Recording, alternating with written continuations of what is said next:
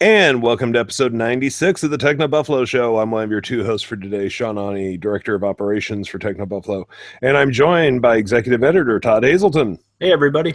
How you doing, Todd? Good. I'm up here in the attic today, so apologies if it looks different.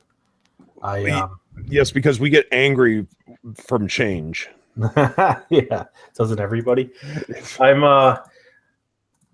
I've been hanging out up here because it's the only place in the house where I can get an AC going and keep it cool. And my Windows 10 computer yesterday, on the day of the Windows 10 anniversary release, which we'll talk about in a little bit, crashed. So I was up here working anyway, and I was like, I'm just going to move my PC up there too. It's kind of like my rumpus room.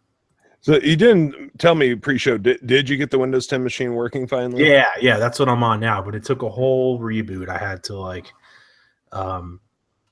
basically my SSD failed, so I had to pull that out, and because that was sort of the boot drive, it caused a lot of issues. So I had to pull that out and then get Windows 10 on one of my other two hard drives, which are not SSDs. So that's kind of a bummer, but cool. Well, always fun working with your computers when they're failing on you. Yeah. The joys of computers. Mm-hmm. So we've got a couple topics to tackle this week. Samsung finally took the sheet off of the Note 6. I mean, Note 7, sorry. Note 7. Yeah. I knew it was Note 7. It's such a silly thing. But anyway, yes, Note 7. It's funny. All of us who have reported on it and have been following blogs and stuff like that for a long time knew it was Note 7, but there are still a lot of questions on YouTube and I think in our comments too, don't you mean Note 6? And it actually is Note 7. And Samsung said they did that because it's similar. It really is very similar to the Galaxy S7 Edge. But they wanted to bring the families together. Every year the Note was one behind the S series. So I think it makes more sense. Plus, you don't want to have a Note 6 out there competing with an iPhone 7, I think. Yeah, it made sense, but still it feels weird that there will never be a Note 6. Yep. That is kind of strange. But whatever. So you've not spent a lot of time with the Note 7, but you have been hands-on with it. What were your initial impressions? I really like it. I think the best way to explain the Note 7 to everybody is picture Note 5 mating. I don't know a better word with the S7 Edge. So you're getting some of the new features like expandable storage, IP68 water resistance, but you still have the S Pen, though it's now twice as sensitive. So some odd 4,000 levels of pressure sensitivity or something, which is pretty wild. I'm sorry, I cannot get the mental image of a Note 5 and an S6 Edge on a fur rug in front of a fire. I want to make love to you. Yeah. Oh man! Not to mention, we get, the Anyway, go move along.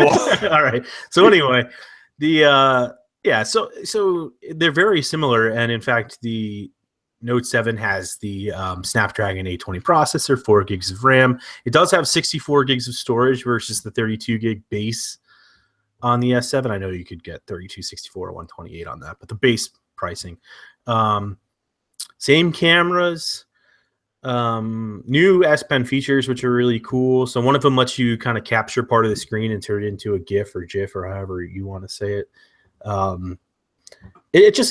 like it a lot. And I was thinking, I have the S7 Edge that I bought, and I'll probably sell that and just get the Note 7. I don't know, just because. But I think most people, you wouldn't need to upgrade if you have an S7 Edge or an S7. You're pretty good unless you want that S Pen. The one feature that I do really like, and one of the reasons I'm attracted to it, is the iris scanner. It works really, really fast. You just look at it, and boom, you're in. And it reminds me of Windows Hello on Microsoft. It works with glasses, works in the dark because it uses infrared. But it's neat, and there's a lock folder, so you can put apps and pictures and videos or whatever dirty things you keep on your phone inside another folder, and it's locked behind your iris or your eyeball, so nobody can just kind of poke around in there. Is it just me? For years and years, science fiction always iris scanning the future. Yeah. That was the way you always knew it was the future. Yeah. Somehow we leapt over iris scanning starting to make its way into the marketplace to just let's put it in every consumer's hand. Yeah, let's put it everywhere. I know, It's kind of crazy. And it's not in science fiction, it seemed like you would look at something and like a green laser would come across your face, but this is just, and then cross again. Yeah. The other way. This is just like you look at, it's instantaneous. You just look at it and it's unlocked. It just like Windows Hello on, the Surface Pro 4 and stuff, where you just come sit at your computer and it's like, hello, Todd. Same idea. Yeah, so that's so bizarre to me that iris scanning is a thing now. But, and as always, folks, let me make this clear. This is not our official review of the Note 7. This is just random talk. Todd, you've spent, 5 minutes with it? Yeah. Well, I guess I spent an hour with it technically, okay, but not still really. not enough to qualify for a review. You were like the last ones to leave the pre-briefs. You're just like filming it and playing around with it. It's a really nice device. But during the review is when all of a sudden we might find out that it doesn't charge properly, or that it breaks in the water or something like that. So we do have to give it time. But like I said, I pre-ordered my own. I wanted the blue one. I think it's called Coral Blue. So it's like a sky blue with some gold accents. It's pretty sharp looking.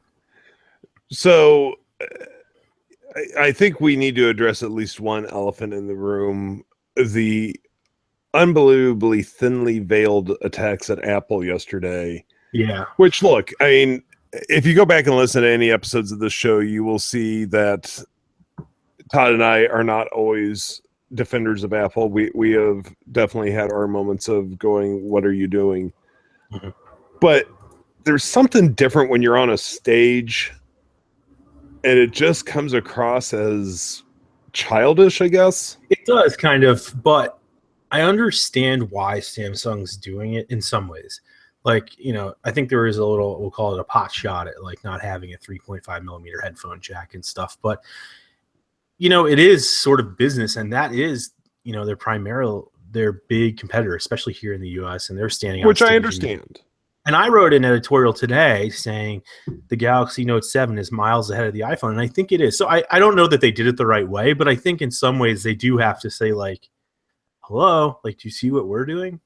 Because I think everybody for so long, for so many years, including members of the press, including everybody, is just oh, Apple this, Apple that. But sometimes it's there are other companies innovating. And in this, when you look at the Note 7, you get a package of just damn, the iris scanner, expandable storage, which I said Apple will never do, IP68 water resistance. Apparently it's going to be water resistant, but now new reports are saying just against splashes and stuff, not in the pool. Samsung's cameras are awesome. The build quality is great. Wireless charging, a USB-C. Apple's never going to go down that path, at least not in the near future. They do still have a 3.5 millimeter headphone jack, and the phone is still relatively thin, so that's fine. Fast charging technologies. We still haven't seen Apple do any of that. Quad HD display. This time it's curved and supports S Pen input. These are all very cool things, and Apple's not going to have a Quad HD display on the iPhone 7. And I get it. This isn't even touching on the software, iOS versus Android battle. People love what Apple offers. It's just there's a lot of stuff going on here, and a lot of cool things that Samsung added. And so I think it has, at least some right to knock on Apple a little bit. Hey, look at this. Right. And I think, though, a lot of it has to do with the way they deliver those lines, because it's so clear. Knock on Apple, hold for applause. See what we did there. Yeah, exactly. Did you get that? Yeah, it's almost here, let me explain the joke to you in detail. All right, fine, we get it, move on. Yes, you made your funny. But I don't know. It came across as a little, I know it was not the intent, nor do I think that they are this way, but it came across as a little desperate. Yeah. And that was strictly from the method of delivery. It just sounded, hey, notice us, but it is what it is. But it sounds like it's going to be a great phone. Oddly enough, my mother is a huge fan of the Note series. Nice. Yeah, which constantly boggles my mind. But I've used a couple of the Notes. I think they're a great phone. So I'm anxious to play with the Note 7 and check it out and see what all the hubbub is about. And I can't wait for it to be reviewed by us. Mm-hmm. So also this week we have the Windows 10 anniversary, which you got off to a great start with the anniversary. Yeah, well, you know what? I don't know. So first I had the Windows anniversary. Actually, it was the latest insider build technically. Now I'm fully up to anniversary on both my computers, but on a Surface Pro 4 that Microsoft lent us for the like the write-up and hands-on and stuff. And I love it. It's great. But I already loved Windows 10.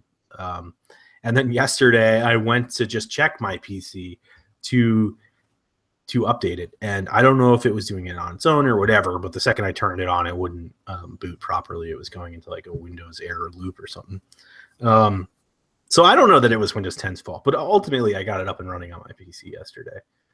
So I'm here. But there's a lot of cool things to like. One that I'm enjoying is if you're running Cortana on your Android phone, you get those alerts on your desktop right in the notification tray, and then you can respond right inside the alert. So like a text message or a Facebook message or anything like that that's coming from your phone pops up in the lower right-hand side of the screen. So that's just one thing, and it's great because I have it now on Windows 10 on the laptop and now on my desktop too. Another thing I like, but it's not on my desktop because I don't have a touch screen, is called Windows Ink. So you tap the top of the I wanted to call it an S Pen, but the Surface Pen, and it launches with one button this like new area. It's a panel on the right hand side of your screen that has like sketch pads and ability to write on the screen and all the apps that are supported by touch, which is nice because it's like one touch and right there. But again, I don't have that on my PC, and I thought for some reason there would be some form of Windows Ink here that I could use, like with a pen or like. But I don't know, maybe I need to get like, one of those tablets or something. So it's like and then there's security updates and stuff for Windows Hello in the back end. I'm trying to think. Oh, Cortana can also be accessed now when the screen is locked. So like you could say, hey, Cortana, play, such and such on Spotify or Pandora and stuff like that, which I think we touched on already. But overall, I think it's a great update. Like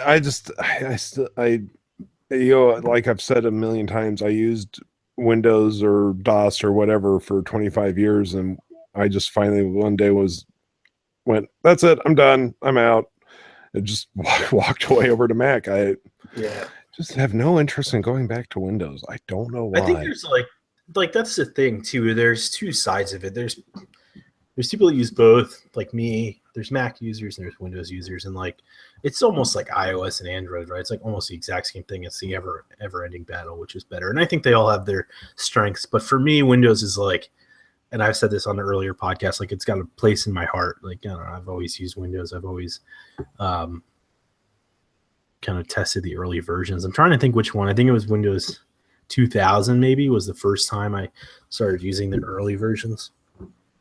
And ME, of course, which was terrible. But God, I remember ME. So I don't know, and I think I like the return. Like all the people that are still on Windows 7 are probably most satisfied with this version. Probably. Yeah, I mean, I've heard a lot of people saying that this is a good version. I've used it a little bit. It's on my parents' laptop, and it's okay. It just doesn't make me do backflips. Yeah. So one other thing I wanted to address this week was, so with every Samsung phone release, it seems we get a new Gear VR headset. Mm-hmm. Can we just stop this, please? Yeah, well, for a while it was the Innovator Edition, which wasn't like the full-on. I mean, it did launch, but it wasn't like the full-on version. And then, they had to create, I think there was one for like the Note 5 and the others, and then I don't know. Anyway, they had to make them so that they all fit each other, right? But this one seems to be the one that addresses that. So it's backwards compatible with all the phones, still $99. It has a little bit wider angle, so I guess it's more immersive, the glass that you put on. There's more padding, and then it also, this is the good part, it has the adapter can swap out from USB-C to micro USB, so it does support all the phones previously. It's almost like, thank goodness. Yeah, it's almost like, okay, here we are. Now we've got Gear VR, the one, and maybe the next one will be Gear VR 2 or something, because we're at that point. Do me a favor, when they send you the review unit, I know you don't always wear glasses, but do try it with your glasses on. Yeah. And tell me how much, because when I tried a set out at CES this year, I always have to wear my glasses. It just crushed them into my face. Yeah. I'll have to try that. Yeah. I have one that I bought, or actually I didn't even buy it. The S7 Edge came with a free Gear VR. This time they're doing either get a 256 gigabyte micro SD card, which is pretty sweet, or I think it's the Gear Fit 2. You get to choose between them. So you still have to pay the $99 for the Gear VR if you don't have one already. Oh, gotcha. But the one thing I did want to say too, the new one has a USB-C port on it that they said will be for like third-party accessories and stuff. And I was like what? And they were like, well, you'll see more of those down the line. So I wonder what that means. Like, you're going to plug into like something. Yeah. More stuff to attach to your head. Yeah, exactly. And it's not just for charging the device. Like, this is for other things. Yeah. So like, I have no idea. Interesting. I'm thinking like, maybe are they going to have, like some kind of controllers or something? I don't know. They already have a Bluetooth controller, obviously, but. Very odd. Well, we've got some questions coming in, and we've got one coming in from Twitter that this gentleman has been trying to find out when we do the show for quite a while because he has always missed it, and so I'm glad he's finally getting a question in. From David Santos, will iPhone make a Pro model to compete with the Note 7, and will there be a Surface phone? Also, love Todd's paintings. You know what those paintings are from? For people that are just audio, there's like, you ever hear of like those wine and paint kind of classes where like you go, you bring your own wine, and then they have like a painting that everybody in the class does. It's like a thing in New York and other cities. Anyway, no, not familiar with that. Yeah, so my wife and I did that. I think mine's, I don't know if you guys can see it. Mine's the cool one on the top. So in short, it's an excuse to drink. Yeah. Okay. Yeah, I think my sister got it for me for my birthday once, but it's like, you just go and you paint like whatever, and the instructor tries to teach you. Okay. Everybody paints the same thing. It's like a 20-person class kind of. Yeah, it's pretty fun. Interesting. Yeah. So yes, iPhone Pro. I don't know. The original rumor suggested we were going to have iPhone 7, iPhone 7 Plus, and iPhone 7 Pro, and the Pro has seemed to have dropped off from a lot of these. So my gut was like, oh, I guess we're not going to get that now. Or maybe it'll come a little bit later, because there were talks of like adding the smart connector ports on the bottom, maybe for keyboard or other accessories and stuff. But it's just, I haven't seen anything on that in a long time. And so it just seems to be focused around 7 and 7 Pro. So maybe something wasn't ready. 7 Plus, sorry. So I don't think so. I think it's going to be a year where we're going to wait for the iPhone 8, which is supposed to be the big one where, Apple introduces all these new features. So it's, you start to think like, if I was Samsung, I'd be going extra hard right now, especially after Apple. And I think that's probably why some of those comments were made. I don't know. It'll be interesting to see. I think, personally, I don't think there's going to be a Pro, but yeah. We'll see. Also, Apple likes to always talk about Android switchers coming in, like people switching from Android to iOS. You don't often hear like figures about iOS to Android switchers at these press conferences, but I'd be interested.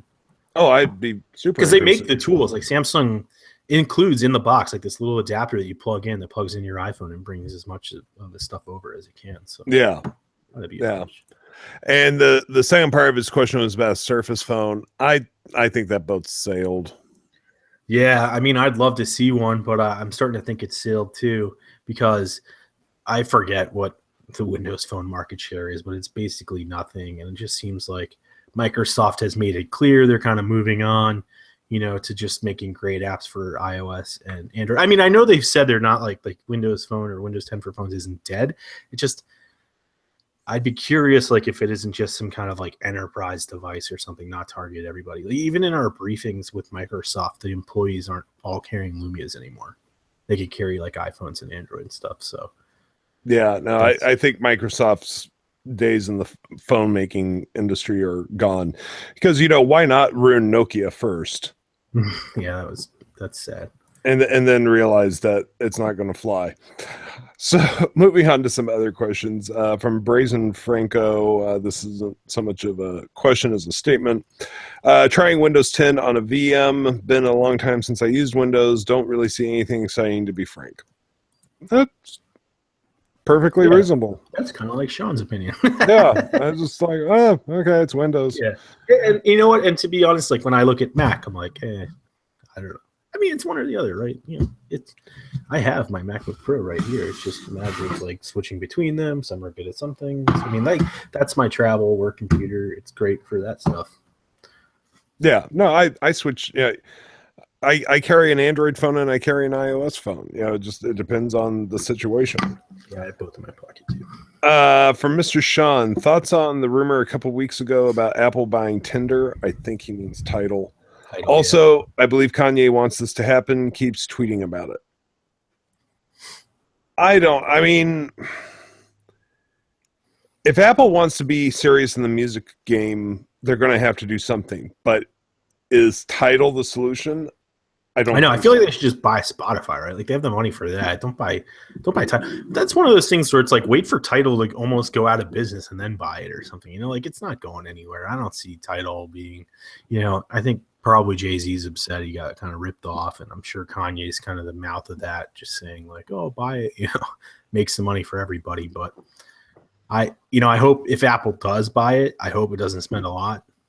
Because I don't think, when you look at the platforms and you're like, Google Play Music, Spotify, Tidal, Apple Music, it's like, does Tidal really stand out enough that that's the one you want to buy?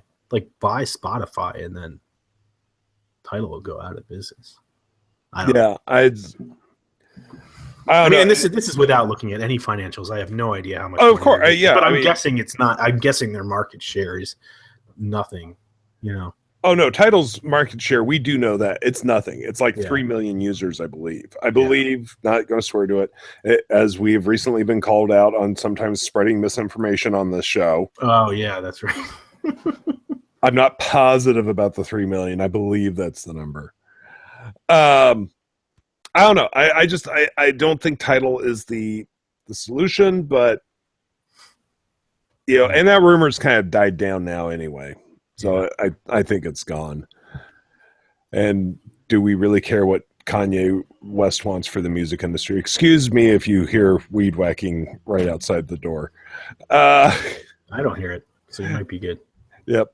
Let's see here from Brazen Franco. Wait to see when Samsung releases a phone with their UFS external cards. Yeah. I have no idea what that is. Just fast. Okay. Sounds good. From Mr. Sean, thoughts on Instagram update yesterday, added features similar to Snapchat. I'm one of those people, I don't get Instagram. I'm sorry. I've got an Instagram account. I think I've sent like 2 pictures. I'm just like, okay, I'm done. Good. Moving on. I love Instagram the way it was, where it was just like post a picture and your friends posted pictures and they were nice. And like, obviously people aren't putting full gallery. So they're putting a picture they think is important up or funny or something, but now it's first Facebook ruined it. Facebook owns Instagram, just a reminder, by screwing with the timeline. So like the most popular ones appear first and stuff like that, which I hated because I just want to see what everybody's posting. And then yesterday they added like the Snapchat stuff, obviously to go after Snapchat. I'm just like, really? Like you're going to make it more complicated? Like the whole reason I wanted to go there was just for the simplicity of just looking through like an important picture from, each one of my friends or something. So I don't like it. And I don't like Snapchat, but I know I'm one of the few. Yeah.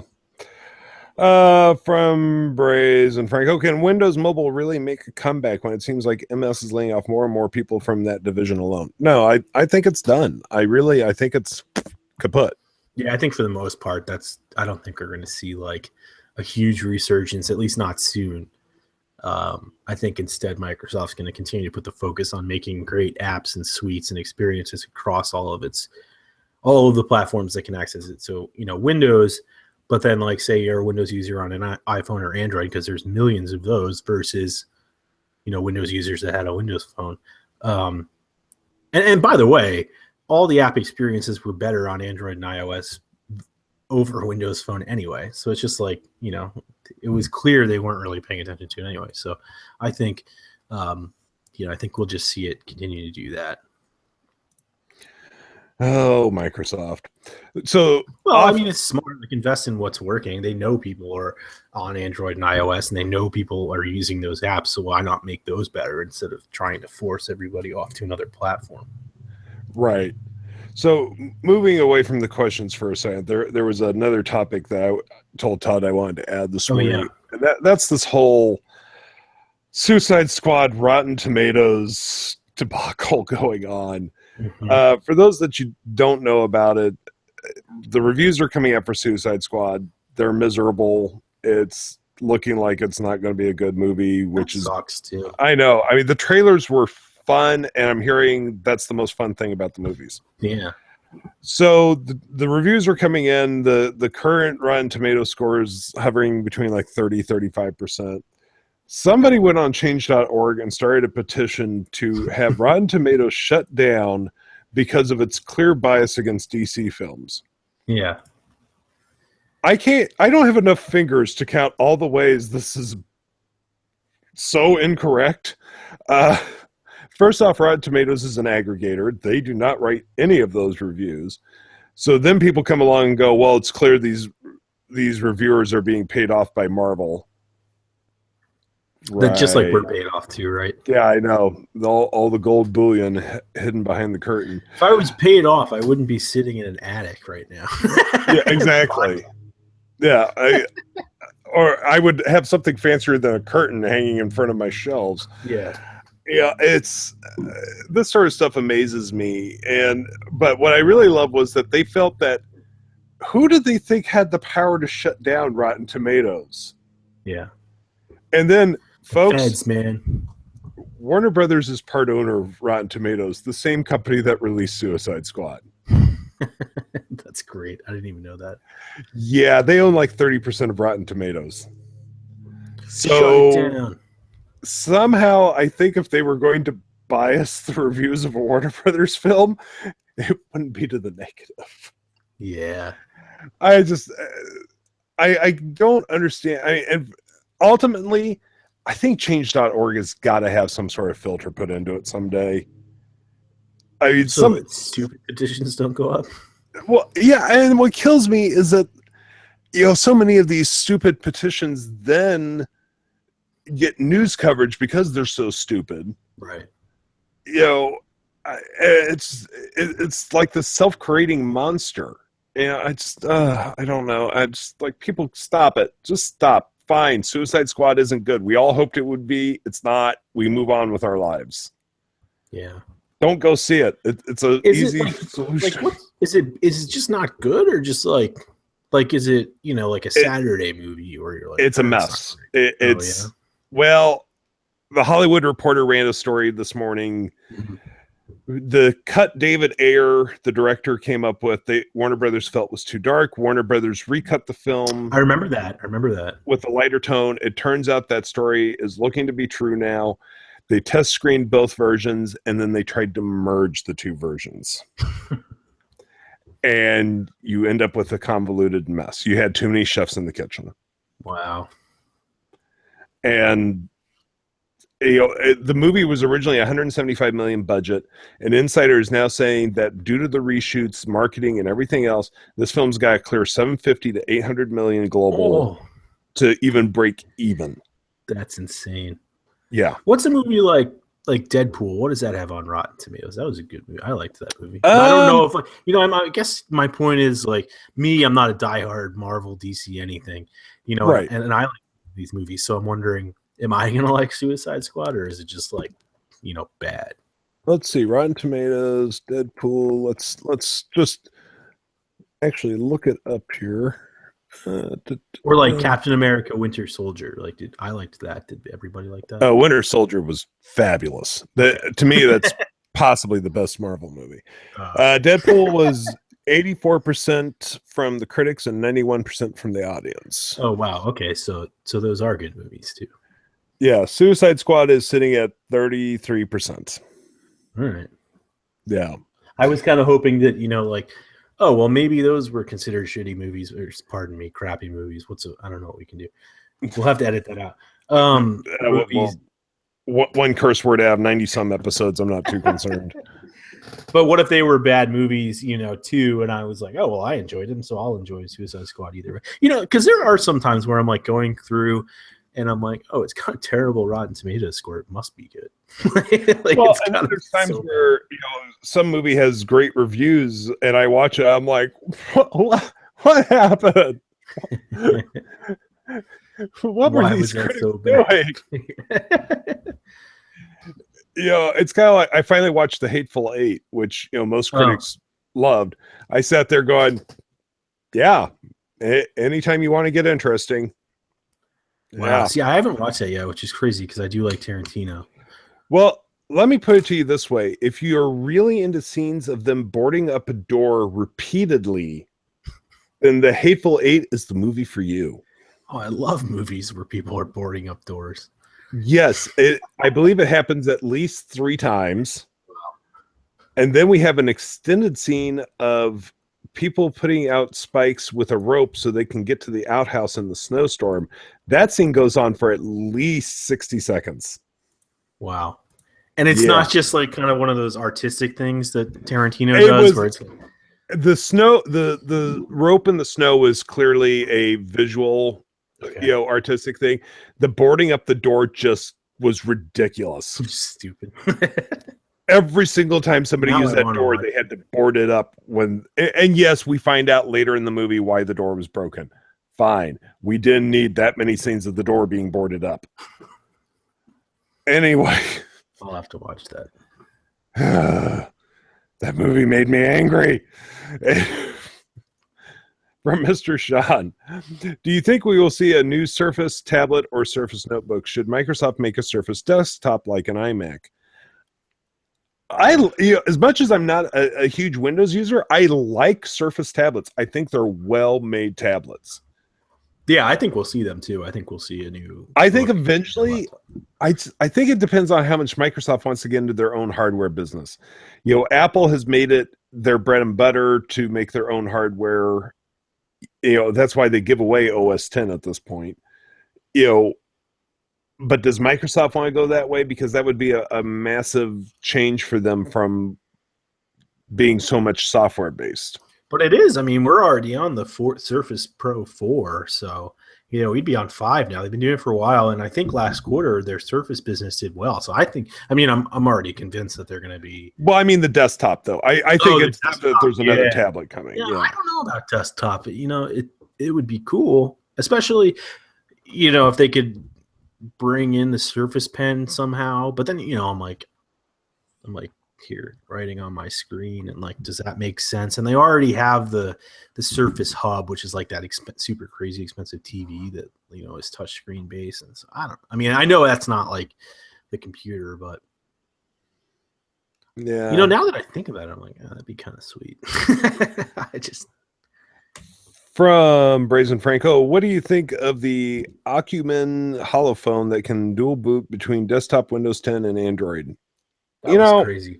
I bet it's terrible. I bet it is too. Dual booting always sounds so awesome, and then you use it and you realize that you're just not. It's just never the full experience you want. Mm-hmm.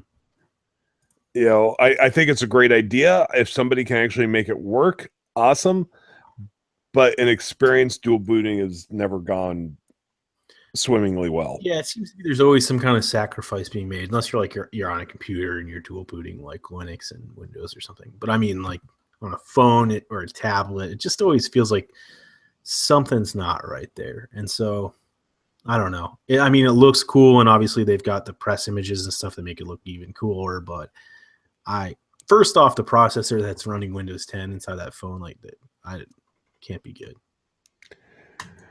From Mr. Sean, I think the Mac will continue to be strong in the future? Question mark. Well, I think he means, do we think the Mac will continue to be strong?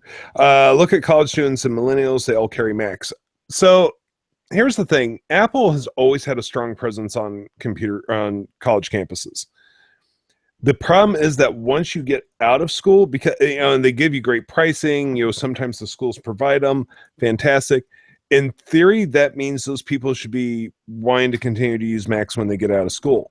The problem is they go to work for corporations that do the purchasing, and because of the price difference, they almost all buy Windows machines. So those people that were diehard Mac users in college, well, they don't want to go out and buy their own computers if their work has provided one for them, and more likely their work is going to provide them with a Windows machine. That being said, I think Macs are going to do fine for years and years to come. People do get a lot of their training on them in college years. They do want to continue with that. I think you are seeing more and more people buying them as a second computer, but I just don't ever see them becoming huge. Todd? I'm torn. I think Macs are going to continue to be strong, but I think what is not addressed here are Chromebooks. I think those are going to become more and more popular, especially as kids are like probably using them in elementary school and high school, and then college. It's sort of like, it's like, here's a $200 computer, and then maybe after school you buy something. I mean, it all depends on what you're doing too, right? Like if you're in school and you're using AutoCAD every day or something, and you're in like the art lab, like I worked in the design lab, which was all Macs. Like chances are you probably are a student with a Mac, but maybe you're an engineer and you're spending more time in AutoCAD, and so chances are you have Windows, or you're like me and you're an English major and you're like, I don't need either one, I'll buy a Chromebook or something. So I don't know. I think the student and that's not even talking about tablets, I guess. So like the student landscape is probably changing pretty rapidly. That's a very good point about Chromebooks. Yeah, because I mean, we're seeing them get into grade schools in a big way. Yeah, and their market share is just going nuts in education. So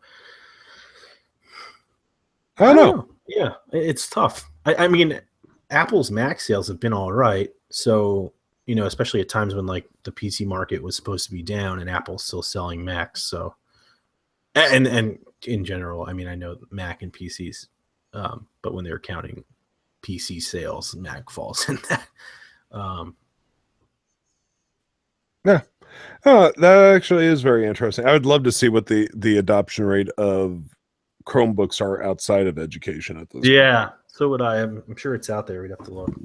From Brazen Franco, just as bad as the guy who started a petition to remove the single negative review on Uncharted 4. I forgot about him. Yeah.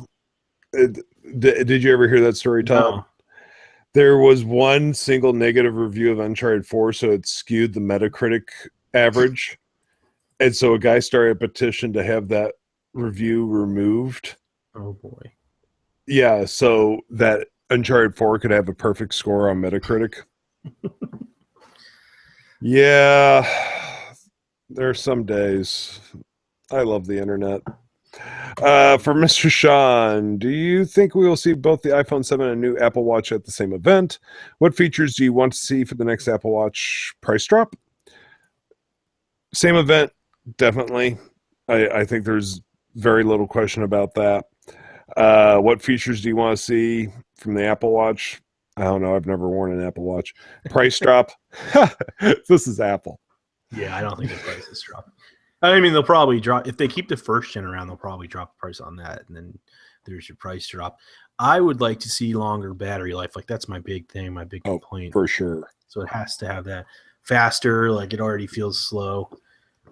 Even I know what is it? What are we on now? WatchOS 3 is more like instantaneous, and loading the apps. I still find it to be pretty slow, but it is beta. But I'm guessing like if you toss in a new processor and stuff, it'll probably be pretty zippy. And then like if they can try to add, like a sleep tracker. I know that functionality is not really useful because it seems to be always sort of the audit data always saying like, oh, they're not accurate. But a sleep tracker would be kind of nice, or anything new in that regard, like something that's really accurate, GPS and stuff like that. Maybe I wouldn't be surprised to see if they add like, well, I don't know, but maybe like calling functionality so you can leave your smartphone behind. So like using AT&T's number sync, which the G Watcher Bane with LTE has, the second one, and the Gear S2 is capable of too. So I don't know. I think those are the ones I would want. And then, well, will we see them at the same event? I don't know. I mean, I'm with Sean. I guess it would make a lot of sense. I think this next event in September is just going to be jammed. Put Max in there too, and just be like, whoa. Yeah, I think it's going to be nuts. From David Santos, what systems do you and Todd use to stream this? We do this all through Google Hangouts and just with our built-in webcams. Although, Todd, aren't you using an external webcam? Yeah, I use a Logitech. It's a 1080p. I forget what it's called, but it's the one that's like rectangular shaped. It's pretty good. It's the really highly 9000s. rated. Yeah. Yeah, that's like the most popular webcam out there. Yeah. And then I use a Yeti mic. Are you still using the Snowball? Yeah, but I have the Snowball Ice now. It's like the cheapest one because my other Snowball broke, and this one's it's not very good. And then we both record to Audacity, and I stitch those together. And then if anything should fail, we strip the audio out of the YouTube video, which has happened 2 or 3 times. But my fault most of the time. I wasn't going to be say anything, but you know. Okay, from Mr. Sean, I have noticed in the past couple of weeks / months I can't access the Google Plus Hangout link from YouTube. I have to go on your Google Plus page. Good to know. I will look into that. And final question of the day, coming also from Mr. Sean. Todd, you returned anything lately?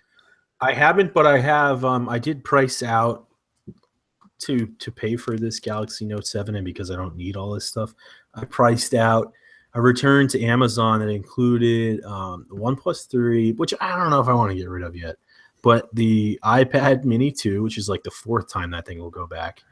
And what was the other thing I had? An X-Bit Robin, which I don't know. I like it a lot, but I don't use it, and at some point I got to get rid of these things. Okay. Brazen also just mentioned that the Hangouts link is not showing up on YouTube. Guys, I will look into that and try to figure that out for you. Well, that is going to do it for this week. As always, we do appreciate you joining us. You can find the TechnoBuffalo Show on iTunes by searching for the show name. We do appreciate if you rate and review us. That does help out the show. You can also find us on Pocket Cast. You can find us on the Google Play Store. You can subscribe via RSS feed, or you can find us on the Stitcher app, which means you can listen to us anytime, anywhere. Wherever there's podcasts, you can find the TechnoBuffalo Show. Until next time, I'm Sean Ani. I'm the Director of Operations. I've been joined by Executive Editor Todd Hazelton. Bye, everybody. And real quick, Mr. Sean, yes, I think we'll see more iOS 10 features at the iPhone event. Fine, just ruin my rhythm. Just ruin my rhythm, Todd. It's kind of like a mid-credits. Oh, okay. Then I'm cool with it. Until next time, take it easy, everyone. Bye-bye.